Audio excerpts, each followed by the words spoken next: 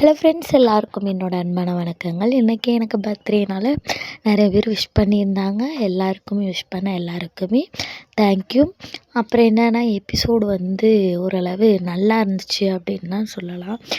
ஏன்னா நம்ம காவேரிக்கு ஞாபகங்களை அதிகமாக ஆக்கிறதுக்காக அவங்கள ஞாபகங்களை நிறைய விஜய் கொடுக்குறாரு.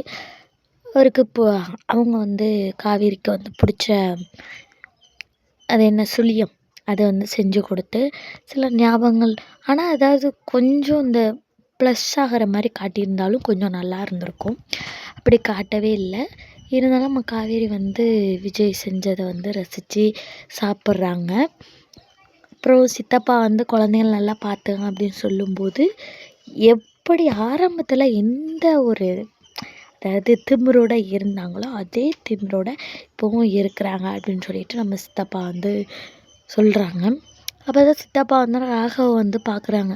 ராகவ பார்க்கும்போது என்னென்ன நீ பண்ணுன அப்படின்னு சொல்லிட்டு 5 இயர்ஸ்க்கு அப்புறம் நான் வந்திருக்கேன், நான் இப்போ என்ன பண்ண போகிறேன்னு பாருங்கள் அப்படின்னு சொல்லிட்டு சொல்கிறாங்க. நிச்சயமாகவே 5 இயர்ஸ்க்கு அப்புறம் ராகவ் என்ட்ரி வந்திருக்கு அப்படின்னா நிச்சயமாக பயங்கரமாக அவன் ஏதாவது பண்ண போகிறான் அப்படின்னு தெரியும். நான் ஏற்கனவே ஒரு வீடியோவில் சொல்லியிருந்தேன், எனக்கு தெரிஞ்சு ஆக்சிடெண்ட் ஆகிற மாதிரி காட்ட மாட்டாங்க. நிச்சயமாக நம்ம குட்டி காவேரியை கடத்துகிற மாதிரி இருக்கலாம். கிட்னாப் ஐடியாஸ் இருக்கலாம், அதிகமாகவே இருக்குது. கிட்னாப்புக்கு வாய்ப்பு அதிகமாகவே இருக்குது அப்படின்னு தான் சொல்லலாம். நிச்சயமாக காவேரிக்கு விஜய் கேட்குறாங்க, கார் ஓட்ட தெரியுமா மிஸ் உங்களுக்கு அப்படின்னு கேட்கும்போது, எனக்கு யாரோ கார் ஓட்ட சொல்லியிருந்தாங்க, நான் எனக்கு நெருக்கமானவங்க தான் நினைக்கிறேன் அப்படிங்கிற மாதிரி சொன்னாங்க.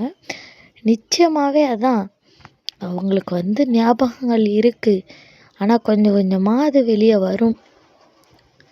காவேரியோட பர்த்டே செலப்ரேஷன் முடிஞ்சு கண்டிப்பாக பாப்பாவை கிட்னாப் பண்ணுற மாதிரி சீன்ஸ் வரும் அதிகமாகவே. அதேமாரி லாஸ்ட்டு சீனில் நம்ம விஜய் வெட்கப்படுறாரு. என்ன அந்த மனுஷன் இவ்வளோ வெட்கப்படுறாரு, இப்போயே இவ்வளோ வெட்கப்படுறாரே, கல்யாணம் பண்ணுற நேரத்தில் இவரெல்லாம் எப்படி இருப்பார் அப்படிங்கிற மாதிரி தான் என் மனசில் தோணுச்சு. உண்மையிலே தான் ஒரு பெண் வெட்கப்படுறத விட ஒரு ஆண் வெட்கப்படும் போது அவ்வளோ அழகாக இருக்கான். அதுவும் நம்ம சாக்லேட் பாய் நம்ம விஜய் வெட்கப்படும் போது அவ்வளோவே க்யூட்டாக இருந்துச்சு. அவர் என்ன சொல்ல ட்ரை பண்ணுறாரு, ஒரு வேளை ப்ரப்போஸ் பண்ண போகிறாரா, மறுபடியும் ப்ரப்போஸ் பண்ண போகிறாரா, இல்லை அவங்களுக்கு பர்த்டே அப்படின்னு சொல்லிட்டு ஏதாவது விஷ் பண்ண போகிறாரா? விஷ் பண்ணுறதா தான் இருக்கும். எனக்கு அதிகமாக விஷ் பண்ணுற மாதிரி தான் எண்ணங்கள் எனக்கு தோணுது. ஹாப்பி பர்த்டே மிஸ் அப்படின்னு சொல்லிட்டு ஒரு கொஞ்சலை போட்டு சொல்லுவார் அப்படின்னு சொல்லிட்டு எனக்கு தோணுது.